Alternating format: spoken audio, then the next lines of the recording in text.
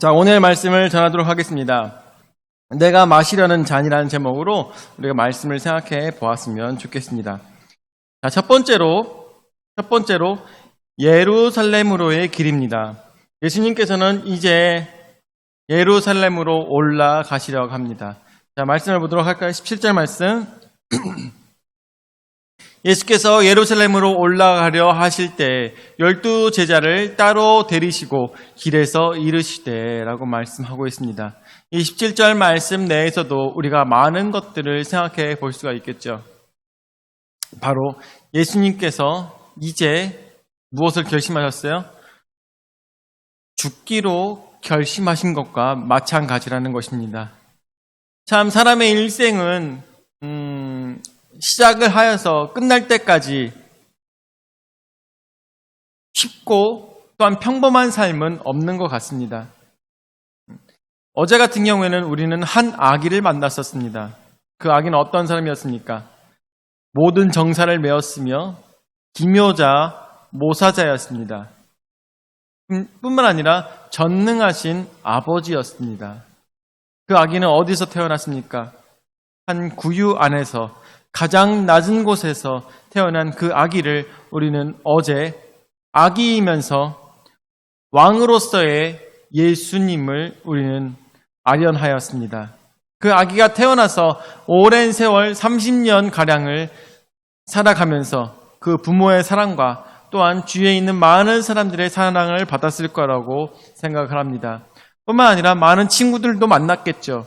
그리고 그 친구들에게 하나님에 대해서 얘기했을 것이고 또한 그 하나님이 어떠한 분인가에 대해서 얘기하며 많은 친구들로 하여금 하나님께 올바른 삶을 살아가도록 종용하는 그런 삶을 살았을 거라고 상상이 됩니다. 그리고 그 예수님의 살아오는 모든 과정 속에서 얼마나 많은 사람들의 사랑을 받았을까 이라는 것도 한번 생각해 볼 수가 있겠죠. 그런데 우리는 어제 12월 25일 날 말씀을 통하여서 한 아기의 태어남을 보았지만 오늘은 그 아기가 죽으러 가는 그 길에 서 있는 예수님을 만나게 되는 것입니다. 예수님께서는 그 전까지 예루살렘도 가시기도 하고 막 그랬지만 사실 많은 사람들에게 하나님 말씀을 전달하기 위해서 그리고 또한 부족한 자들, 가장 낮은 곳에 있는 자들을 만나시기 위해서 예수님께서는 사마리아 땅 그쪽으로 많이 다니셨습니다. 그래서 더 변두리로 많이 다니면서 많은 아픈 사람들과 또한 가난한 자들과 또한 연약한 자들을 만나셔서 그들의 필요를 채워주시며 천국이 가까이 왔다는 그 말씀을 전달하신 것을 우리가 그 전까지 말씀을 통해 생각해 볼 수가 있습니다. 그런데 오늘은 바로 그랬던 예수님께서 드디어 커다란 각오를 가지시고 예루살렘으로 올라가시려고 하고 있습니다. 예루살렘으로 가시는 것은 커다란 결단이 필요했습니다. 왜냐하면 이 모든 삶에 대한 마지막 행보이시기 때문인 것이죠. 근데 이 행보에 누구를 데려갑니까? 오늘 말씀에 나오고 있는 12 제자를 데리고 가시는 것입니다. 특별히 많은 사람들이 따랐을 텐데도 불구하고 그 중에서 12명의 사람만 예수님께서 데리고 가시고 계십니다. 근데 예수님께서 이 12 제자를 데리고 가실 때 어떠한 마음을 갖고 계시겠습니까? 12 제자에게 왕관을 씌워주기 위해서 이 예루살렘으로 이 제자들을 데리고 가십니까? 왕관을 씌워주기 위해서? 아니면은 커다란 재물을 주기 위해서 이 12 제자를 데리고 예수님께서 올라가고 계십니까? 아니면 정말 좋은 색시들을 만나게 해주려고 12 제자를 데리고 가십니까? 아니죠. 예수님께서는 이미 알고 계십니다. 이 12 제자가 앞으로 어떤 일들을 당하게 될지를 너무나도 잘 알고 계십니다. 그럼에도 불구하고 잘 알고 계심에도 불구하고 이 12 제자를 너희들은 여기까지 했으니 됐다. 나 혼자만 예루살렘으로 들어가겠다고 말씀하시는 것이 아니라 12 제자를 데리시고선 그 자리로 들어가고 계시는 것입니다. 여러분들, 사실 나 자신만 죽을 때는 두렵지 않을 수도 있습니다. 나 자신만 죽을 때는 어떻게든 참아낼 수 있을지도 몰라요. 그렇지만 사랑하는 사람이, 같이 했던 사람이 죽음을 맞이한다면 너무나도 힘들고 슬프죠. 예수님께서는 이 길이 어떤 길인지 아시기에 그들을 데리고 그 길을 가시는 것입니다. 그리고 그들에게 너무나도 중요한 말씀을 하시는 것입니다. 18절부터 말씀을 보면 18절 보라 우리가 예루살렘으로 올라가노니 인자가 대제사장들과 서기관들에게 넘겨짐에 그들이 죽이기로 결의하고 라고 하였습니다. 죽이기로 결의하러 그랬습니다. 그래서 두 번째 바로 예수님께서는 제자들에게 보여주시는 것 바로 예수님의 잔입니다. 예수님의 잔은 무엇을 의미합니까? 예수님의 잔은 고난을 의미하는 것입니다. 그렇지만 그 당시에 어느 누구도 예수님이 가시는 길, 예수님의 잔이 고난의 길인지는 어느 누구도 알지 못했습니다. 그렇게 3년간 예수님의 발 옆에서 예수님과 떨어지기가 싫어서 물에 빠져가면서도 죽어가면서도 찾았던 그 제자들조차도, 예수님을 찾았던 그 제자들조차도 예수님의 잔이 얼마나 무서운 잔이고 그 잔이 얼마나 비통한 잔이며 그 잔은 어느 누구도 질 수 없는 잔이라는 것을 깨닫지 못했다는 것을 우리는 생각해 봐야 될 것입니다. 그렇지만 그런 것을 예수님께서는 오늘 18절부터의 말씀을 통해서 제자들에게 하고 계시는 것입니다. 예수님의 잔이 무엇인지, 내가 가는 길이 무엇인지 이제부터 예수님께서 말씀하시는 것이죠. 자, 18절 말씀 다시 보도록 할까요? 보라 우리가 예루살렘으로 올라가노니 인자가 대제사장들과 서기관들에게 넘겨짐에 그들이 죽이기로 결의하고 라고 했습니다. 예수님께서는 너무나도 잘 알고 계셨어요. 인자가 대제사장들과 서기관들에게 넘겨짐에 라고 하고 있습니다. 지금으로 따지면 정말 한 선지자기보다는 기도 열심히 하시는 분이 있는데 그를 목사님들이 죽이려고 한다는 것, 장로님들이 죽이려고 한다는 것이죠. 어느 것 하나 말도 안 되는 일이지만 그렇지만 이 사실을 예수님께서는 제자들에게 하고 계신 것입니다. 그들이 죽이기로 결의하고 예수님을 죽이기로 결심했습니다. 언제? 나사로가 살아서 돌아왔을 때 더 이상 놔둘 수가 없구나 라고 생각해서 예수님을 죽이기로 결의하였습니다. 어떤 사람은 살아났지만 어떤 사람은 죽어야 되는 운명이 되어버린 것이죠. 얼마나 아이러니한가 우리는 생각해 볼 수도 있겠습니다. 19절 말씀 이방인들에게 넘겨주어 그를 조롱하며 채찍질하며 십자가에 못 박게 할 것이나 제3일에 살아나리라. 예수님께서 제자들에게 분명하게 말씀하고 계십니다. 이방인들에게 넘겨주어, 이방인이 누굽니까? 로마인들이죠. 그들에게 넘겨주어 그를 조롱하며 채찍질하며 어느 것 하나 말씀 틀린 것이 없죠. 예수님 머리 위에 가시관을 씌우며 그 몸에 붉은 천을 씌우며 우리의 왕이라고 하면서 조롱을 하죠. 그리고 얼굴에 침을 뱉고 때리며 채찍질하며 십자가에 못 박아서 예수님을 죽인 것입니다. 예수님께서는 어느 것 하나 가감 없이 예수님의 제자들에게 분명하게 말씀하셨던 것입니다. 앞으로 나에게 어떤 일들이 벌어질지에 대해서.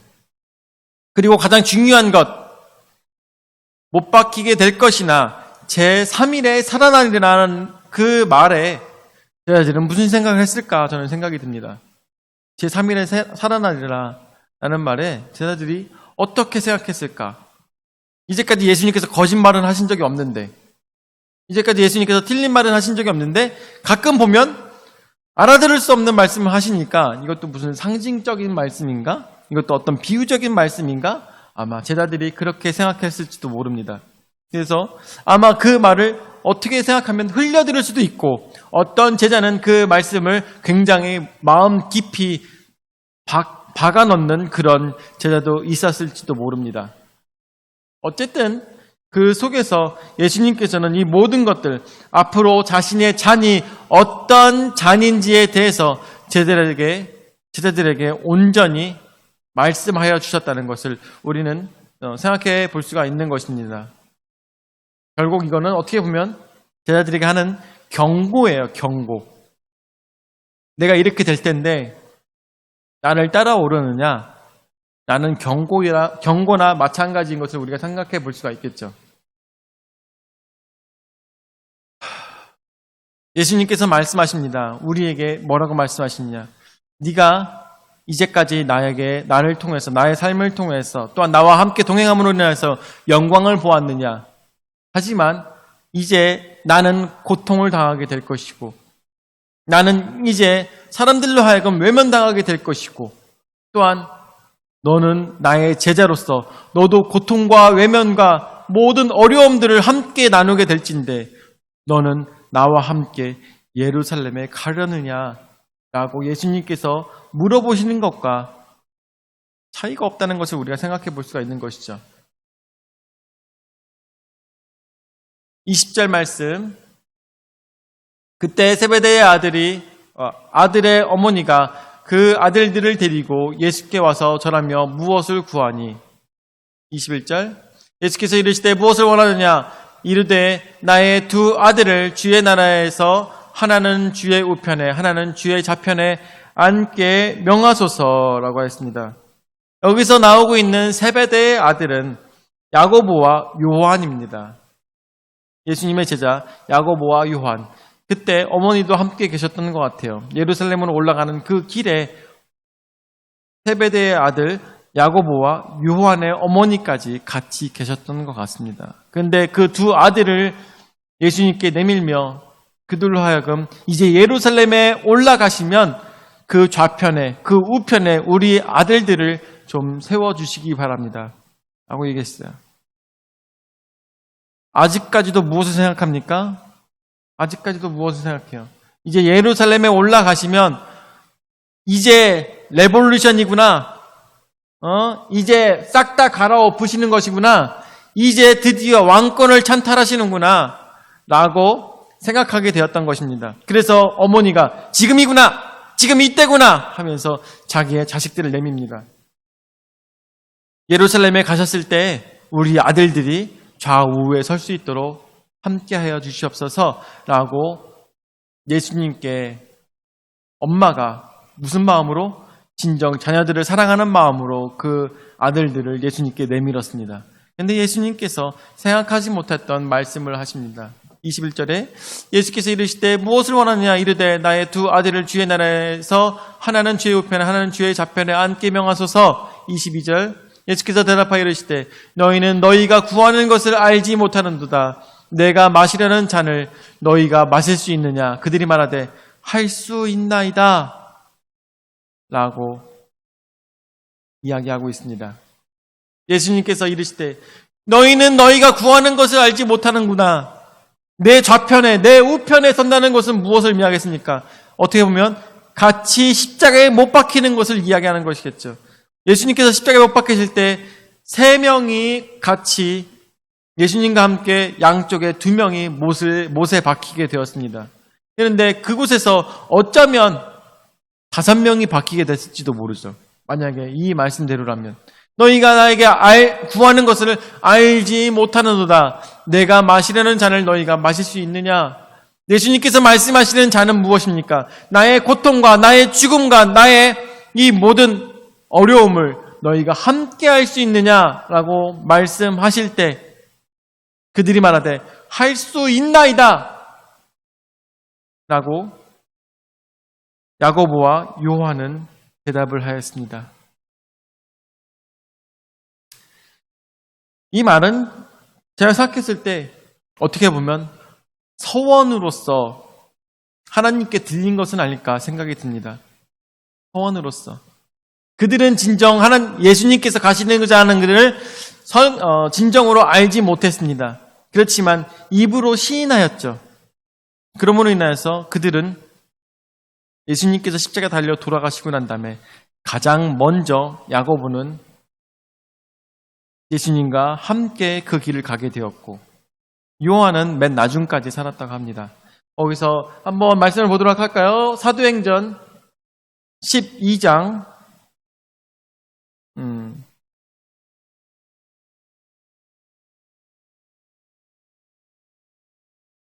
12장 3절이었던 것 같은데 2절 12장 2절 사도행전 12장 2절 말씀 자 1절부터 말씀 미안 1절부터 한번 말씀 보도록 할까? 사도행전 12장 1절부터 그때 헤롯 왕이 손을 들어 교회 중에서 몇 사람을 해하려 하여 요한의 형제 야고보를 칼로 죽이니라고 하였습니다. 이 야고보는 어떤 사람이 되었어요? 가장 먼저 예수님과 동행하는 사람이 된 것이죠. 순교하는 사람이 되었습니다. 가장 먼저 순교를 하고, 그리고 여기 나오고 있는 요한은 가장 나중에 죽은 것으로 우리가 알고 있습니다. 결국 그 말에 서원한 것처럼 좌우에, 어머니의 말처럼 좌우에, 예수 그리스도의 좌우에 서게 된 것을 우리가 말씀을 통해서 보게 되는 것이죠. 자, 그래서 세 번째, 누가 마시려느냐? 누가 마시겠습니까? 예수님의 이 잔을 누가 마시겠습니까? 22절서부터 말씀을 다시 보도록 하죠. 예수께서 대답하여 이르시되 너희는 너희가 구하는 것을 알지 못하는도다. 내가 마시려는 잔을 너희가 마실 수 있느냐? 그들이 말하되 할 수 있나이다. 그 당시에 제자들은 자신이 가는 길이 뭔지 몰랐고 또한 예수님의 잔이 뭔지 몰랐습니다. 그렇지만 그들은 대답을 했습니다. 내가 마시겠나이다. 그리고 어떤 결과가 됐습니까? 예수님과 함께 동행하는 순교를 하게 된 것이죠. 우리에게도 예수님께서 물어보실 것입니다. 지금 이 시간 여러분들의 마음 가운데 예수님께서 물어보십니다. 너는 나의 잔을 마시려느냐? 너는 나의 잔을 마시려느냐? 예수님께서 물어보실 때 여러분들은 어떻게 대답하시겠습니까? 잠깐만요. 생각 좀 해보고요. 잠깐만요. 아직 못한 것들이 너무나도 많아요. 잠깐만요. 우리가 이런 길인지 몰랐습니다. 그렇게 대답하는 사람들이 얼마나 많을까요? 지금 세상에 너무나도 많은 사람들이 교회를 다니며 예수 그리스도를 믿고 또한 구주로 받아들이고 살고 있지만 혹 어떤 사람들은 어떠한 길을 가고 있습니까? 아직도 그 어머니와 같은 마음으로, 그 세베대의 아들의 어머니들 같은 마음으로 예수님을 믿고 있는 사람들이 사실 세상에 많이 있는 것이 너무나도 안타까운 일인 것이죠. 예수 그리스도를 믿으면 무엇을 얻는다고 합니까? 복을 받는다고 하죠. 그런데 여러분들, 예수님께서 말씀하신 그 복과 이 세상이 우리가 바라고 있는 복이 너무나도 다르다는 것에 대해서 사람들이 별로 잘 모른다는 것입니다. 진정 너희가 나의 길을 따라왔을 때 복을 주신다는 그 말씀은 이 세상에서 물질이 많고 이 세상에서 떵떵거리며 이 세상에서 건강하게 살아가는 것이 진정 복일까? 그 복으로 끝나지 않는다는 것에 대해서 생각하지 못한다는 것이죠. 예수님께서 이 예수님을 쫓아오는 자들에게 주시는 진정한 복은 무엇이겠습니까? 이 땅에서 끝나는 것이 아니라 하늘에서 받는 커다란 면류관이 아니겠습니까? 가장 예수님께서 주실 수 있는 가장 좋은 것으로 주시는 것이 바로 영원한 생명인 것을 믿으시기 바랍니다. 여러분들, 예수님께서 말씀하십니다. 이 잔을 네가 마시겠느냐라고 말씀하실 때 우리는 대답할 수 있겠습니까? 주여, 내가 그 잔을 마시겠나이다. 대답할 수 있겠습니까? 오늘 우리의 신앙을 점검해 보고 또한 나 자신을 돌아봐야 될 것입니다. 그랬을 때 바로 23절의 말씀이 우리의 가슴 속에 들어오게 될 것입니다. 이르시되 너희가 과연 내 잔을 마시려니와 내 좌우편에 앉는 것은 내가 주는 것이 아니라 내 아버지께서 누구를 위하여 예배하셨든지 그들이 얻을 것이니라. 아멘.